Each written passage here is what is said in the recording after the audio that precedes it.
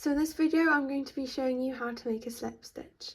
So in order to make a slip stitch you must be able to know how to hold your tension, how to hold your hook, how to make a chain, and also it would be useful to know how to make a single crochet. So if you don't know how to do any of these, please do check out the video tutorials that I've made in this playlist so that you can learn how to do it. So as you can see here, I've already just done like a round of single crochet. And I now want to do a slip stitch. So I'm going to get my tension, I'm going to hold my work, and I'm going to insert my hook into the next stitch, which is this one here.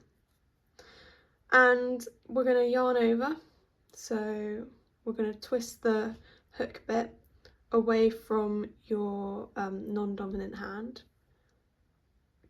go underneath the yarn, twist the hook so it's now facing towards your non-dominant hand.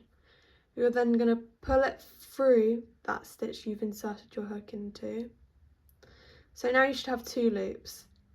Instead of yarning over and pulling through the two like you would do in a single crochet, you're just going to hook your hook around that loop there, the top one, and you're just going to pull that through the bottom loop, like so. And that's your slip stitch. So I'm just going to do that again. So I'm going to go into the next stitch, I'm going to yarn over, pull through, and then pull through the next loop. And there you go, that's how you make a slip stitch. So hopefully you found this video helpful.